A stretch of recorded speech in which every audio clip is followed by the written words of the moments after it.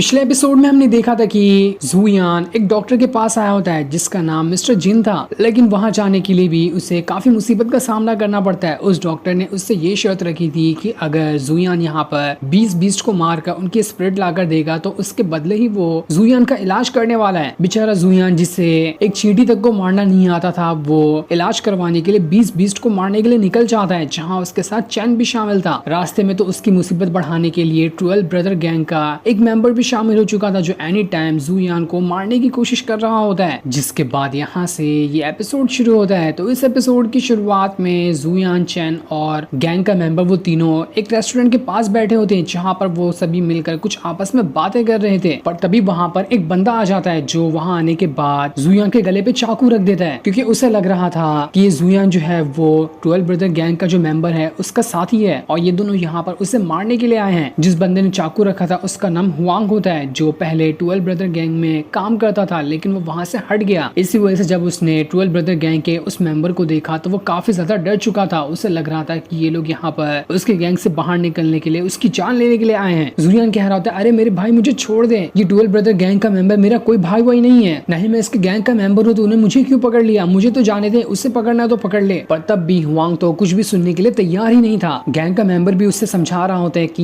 ये जूयान सच कह रहा है, ये मेरे गैंग का मेंबर नहीं है, और वैसे भी मैं तुम्हें यहाँ पर मारने तो बिल्कुल भी नहीं आया, तो तुम बिला वजह क्यों डर रहे हो। लेकिन हुआंग कह रहा होता है, देखो मुझे बहलाने की कोशिश बिल्कुल भी मत करना, मैं तुम्हारी हरकत से अच्छी तरह से वाकिफ हूँ, तुम एक नंबर के कमीने इंसान हो, जैसे दिखाई देते हो वैसे बिल्कुल भी नहीं हो, इसलिए मैं जूयान को यहाँ से ले जा रहा हूँ, तुम लोग मेरा पीछा बिल्कुल भी मत करना, और करीब आधे घंटे बाद मैं इसे जंगल में ही छोड़ दूंगा जहाँ से ये वापस आ सकता है, ताकि तब तक मुझे मौका मिल जाए यहाँ से भागने का। जिसके बाद हुआंग ने वहाँ पर रास्ते में आग लगाकर जूयान को लेकर भाग जाता है, और काफी दूर आने के बाद वो उससे कह रहा होता है, जूयान तुम अच्छे इंसान लग रहे हो, मुझे अब पता चल चुका है कि तुम गैंग के मेंबर के साथ तो बिल्कुल भी शामिल नहीं होगे, क्योंकि वो तुम्हारे से बिल्कुल उलट है, वो एक नंबर का बुरा इंसान है। मुझे माफ कर देना कि मैंने तुम्हें ऐसे उठा लिया, इसलिए अब तुम यहाँ से जा सकते हो, मैं यहाँ से जा रहा हूँ। इसलिए जूयान उसका शुक्रिया करके वहाँ से आगे बढ़ने लगता है। लेकिन जैसे जूयान वहाँ से आगे बढ़ा था, वहाँ पर वो गैंग का मेंबर आ जाता है जो वांग से कह रहा था, क्या हुआ मेरे दोस्त, इतनी जल्दी में कहाँ जा रहे हो, जरा रुक जाओ, मेरे हाथों से गिफ्ट नहीं लेते हुए जाओगे। जिसके बाद तो उसने अपना खंजर निकालते हुए सीधा का सीधा हुआन का गला काट दिया था, और उससे कह रहा होता है, तुमने बड़ी गलती कर दी मेरे सामने आकर, मैं तो तुम्हें वैसे भी ढूंढ रहा था तुम्हें मारने के लिए, तुम्हारा शक बिल्कुल सही था कि मैं तुम्हें मारना ही चाहता हूँ। जिसके बाद तो उस गैंग मेंबर ने वहाँ पर जूयान को भी देख लिया था। वो उससे कहता है, तुम वहाँ पर क्या छुप रहे हो, अगली बारी तुम्हारी ही है, मैं तुम्हें भी यहाँ पर मारने ही वाला हूँ। ये देखकर तो जूयान एकदम घबरा जाता है कि कौन सी मुसीबत मेरे गले आकर पड़ चुकी है। जूयान उससे कह रहा होता है, तुम्हें पता है ना कि मैं चू फैमिली का सन इन लॉ हूँ, अगर मुझे यहाँ पर कुछ हुआ तो वो लोग तुम्हें नहीं छोड़ने वाले, वो लोग तुम्हारी बहुत बुरी हालत कर देंगे, इसलिए भलाई इसी में होगी कि तुम मुझे यहाँ से जाने दो और मुझे कुछ मत करो। जो सुनकर वो मेंबर कह रहा होता है, अले अले बच्चे, मैं तो तुम्हारी बातों से डर गया, मुझे तो बहुत डर लग रहा है, मैं तो अब तुम्हें हाथ भी नहीं लगाऊंगा। जिसके बाद वो गुस्से के साथ जूयान से कहता, तुम्हें क्या लगता है कि मैं कोई कमजोर आदमी हूँ जो तुम्हारी ऐसी बातों से डर जाऊंगा। वो उसे घसीट के लात मार देता है और उसे वहां पर बांधते हुए कहता है, ठीक है, तुम्हारी चू फैमिली मुझे तब पकड़ेगी ना जब उन्हें पता चलेगा कि मैंने तुम्हें मारा है। मैं तुम्हें यहाँ से बांध कर उन्हीं बीस्ट के पास लेके जा रहा हूँ जिसे तुम पकड़ने के लिए आए थे। वो बीस्ट तुम्हारी बॉडी बॉडी खा जाएंगे, उसके बाद तो चू फैमिली को ना ही तुम्हारी बॉडी मिलेगी और ना ही वो कभी मुझे पकड़ेंगे। अब देखता हूँ कि वो बचकाना चैन मुझे आकर यहाँ पर कैसे रोकता है। जिसके बाद वो जूयान को घसीटते हुए एक पहाड़ी के पास लेकर आ जाता है, जहाँ के नीचे ही वो सारे के सारे बीस्ट रहते हैं। जूयान काफी ज्यादा घबराया हुआ था कि अब मैं यहाँ पर कैसे बचूंगा, ये बंदा तो मुझे जिंदा नहीं छोड़ने वाला, मुझे कुछ ना कुछ तो दिमाग लगाना ही पड़ेगा ताकि मैं यहाँ पर बच सकूं, वरना हो सकता है कि ये दिन मेरा आखिरी दिन हो। इसलिए वहाँ पर मेलोड्रामा करना शुरू कर देता है। वो उस गैंग मेंबर से कहता था, तुम्हें पता है मैं बचपन से बिल्कुल अकेला था, ना मेरा कोई दोस्त था, ना ही कोई मेरे साथ खेलना पसंद करता था। बड़े होने के बाद भी जब मेरी शादी हो गई तो उसी दिन मेरे ऊपर बिजली गिर गई थी। उसी के साथ साथ मैं चू फैमिली का सन इन लॉ हूँ, लेकिन मुझे कोई भाव ही नहीं देता, मुझे तो गुलाम से भी बेकार ट्रीट किया जाता है। और अब देखो तुम यहाँ पर मेरी जान लेने के लिए आए हो ना, ये चीज देखकर मुझे बहुत अच्छा लगा। मैं ऐसी बुरी जिंदगी से तो मर जाना ही प्रेफर करता हूँ। तुम्हारा बहुत बहुत शुक्रिया जो तुम यहाँ पर मेरी जान ले लोगे, मुझे इन सारी मुसीबतों से छुटकारा तो मिलेगा, डेली की बेइज्जती मुझे नहीं सहनी पड़ेगी। जो सुनकर तो वो गैंग मेंबर भी हैरान रह चुका था। उसे भी जूयान के ऊपर दया आ जाती। वो उसे कह रहा होता है, तुम्हारी तरह तो मेरी भी जिंदगी थी, मैंने भी काफी सारी मुसीबतों का सामना किया है, तुम नहीं जानते होगे कि मैं बड़ी मुश्किल से यहाँ पर आया हूँ, इसलिए मेरे दोस्त मैं तुम्हें आज नहीं मारूंगा, आज मेरे दोस्त मेरे गले लग जा, मैं तुझे भाई की तरह रखना चाहता हूँ, हम दोनों हमेशा एक साथ रहेंगे। जूयान कहता है, अरे मैं तुम्हें गले कैसे लगाऊं, पहले मेरी रस्सी तो खोलो, उसके बाद ही मैं तुम्हें गले लगाऊंगा ना। जो सुनकर तो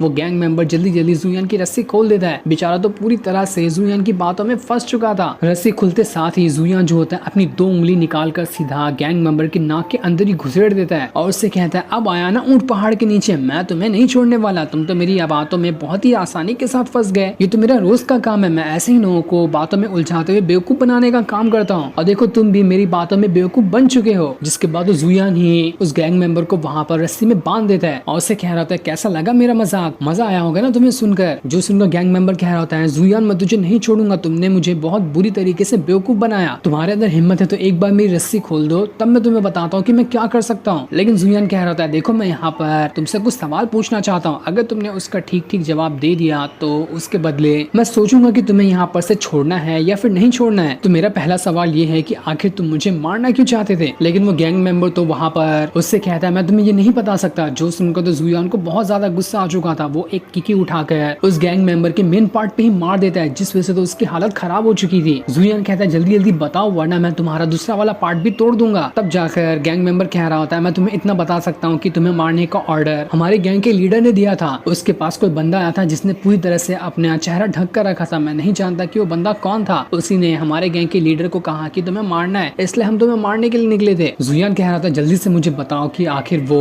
मास्क वाला बंदा कौन था, वरना मैं तुम्हें नहीं छोड़ूंगा। गैंग मेंबर कहता, तुमने वैसे भी तो मेरे पूरे खानदान को तो बर्बाद ही कर दिया, जो आगे चलकर आने वाले थे, अब तुम मेरा क्या ही बिगाड़ोगे? जिस पर जुयान कहता है, नहीं नहीं, मेरे पास अभी और भी अच्छे अच्छे तरीके हैं। जिसके बाद वहाँ पर एक पंख को निकाल लेता है और उस गैंग मेंबर का जूता निकालते हुए उसे गुदगुदी पे गुदगुदी लगाया जा रहा होता है, जिस वजह से तो उस गैंग मेंबर की वहाँ पर हालत खराब हो चुकी थी। वो जोर जोर से रो भी रहा होता है और हंस भी रहा था। उसे समझ ही नहीं आ होता कि मैं किस तरह की मुसीबत में फट गया। एक बार बस मुझे मौका मिले, मैं इस जुयान को जिंदा नहीं छोड़ूंगा। जिसके बाद वो उससे कहता है, जुयान मुझे माफ कर देना, मैं सच में नहीं जानता कि असल में वो आदमी था कौन। उसने कपड़ा लगाया था अपने मुंह के ऊपर, कोई भी उसके बारे में नहीं जानता, तो मैं कैसे जानूंगा? तुम्हें मेरी बात पे भरोसा करना होगा, तुम मुझे यहाँ पर छोड़ दो। लेकिन तब भी जुयान को उसकी बातों पे भरोसा नहीं हो रहा था, इसलिए वो उसे रस्सी से लटका कर खाई के नीचे फेंकता है और नीचे से वापस घसीट के ऊपर ला रहा होता है। जिस वजह से तो ऐसा लग रहा था बेचारे उस गैंग मेंबर को कई बार हार्ट अटैक आ चुका है। वो बार बार खुद को संभाल रहा होता है। वो जुयान से कह रहा था, मैं क्या करूँ जो तुम्हें मेरे बातों पे भरोसा होगा? मैं सच में नहीं जानता। अगर तुम्हें इतना ही लगता है तो ठीक है, मुझे यहाँ पर मार ही, ऐसे खतरनाक टॉर्चर से मैं बच तो जाऊंगा, तुमने मुझे बहुत ज्यादा टॉर्चर कर दिया। तब ये सारी बातें सुनकर जुयान को लग रहा होता है कि हो सकता है यहाँ पर ये जो गैंग मेंबर है सही कह रहा हो। इसलिए वो उससे कहता है, तुमने कहा था ना मुझे छोड़ देने के लिए, ठीक है मैं तुम्हें छोड़ देता हूँ, लेकिन मैं तुम्हें सिर्फ इस रस्सी से छोड़ूंगा। मेरा भी एक और काम है जिसे तुम्हें करना पड़ेगा। जिसके बाद वो उसे घसीटते हुए उस जगह पर लाकर फेंक देता है जहाँ पर वो सारे बीस्ट रहते हैं। जुयान उससे कह रहा होता है, देखो मैं अब तुम्हें आखिरी मौका देता हूँ कि तुम अगर यहाँ से जिंदा वापस जाना चाहते हो ना, तो तुम्हें यहाँ पर जितने भी बीस्ट हैं उनमें से 20 को मार कर उनकी स्पिरिट मुझे देनी है। अगर तुमने मेरा ये काम कर दिया तो उसके बाद मैं तुम्हें यहाँ से जिंदा जाने दूंगा, वरना तो मुझे कुछ करने की जरूरत ही नहीं है, वो बीस्ट वैसे भी तुम्हें खा जाएंगे। तो अब फैसला तुम्हारा है, तुम अपनी जान पर खेलकर यहाँ पर 20 बीस्ट को मारना चाहते हो या फिर इन बीस्ट का ही निवाला बनना चाहते हो। जो सुनकर तो गैंग मेंबर को बहुत ही ज्यादा गुस्सा आ रहा था। वो उससे कह रहा होता है, जुयान तुमने तो कहा था कि तुम मुझे जिंदा छोड़ दोगे, लेकिन तुमने तो मुझे कैसी जगह पर लाकर फंसा दिया। मैं यहाँ पर 20 बीस्ट को कैसे मारूंगा? मैं तो एक को भी नहीं मार पा रहा। जिस पर जुयान कहता है, दोस्त मुझे माफ कर देना, ये तो मैंने पहले ही कह दिया, अब मैं अपनी बात से नहीं मुकरने वाला। तुम्हें यहाँ पर बीस्ट को मारना है या फिर उनका निवाला बन जाना है। ये सारी चीज सुनकर तो गैंग मेंबर बहुत ही ज्यादा गुस्सा हो चुका था। वो मन में कह रहा होता है, देख लेना जुयान, मैं अभी पूरे गुस्से के साथ इन सारे के सारे बीस्ट को मारूंगा और इसे मारने के बाद मैं तेरी ऐसी हालत करूंगा ना कि तू 7 जन्मों तक के सोचता रह जाएगा कि तूने किस इंसान से पंगा ले लिया। जिसके बाद वो पूरे गुस्से के साथ सारे बीस्ट की तरफ बढ़ना शुरू कर देता है ताकि वो उन सारे के सारे बीस्ट को मार सके। जो सीन दिखाते ही ये एपिसोड यहीं पर एंड हो जाता है। Thanks for watching.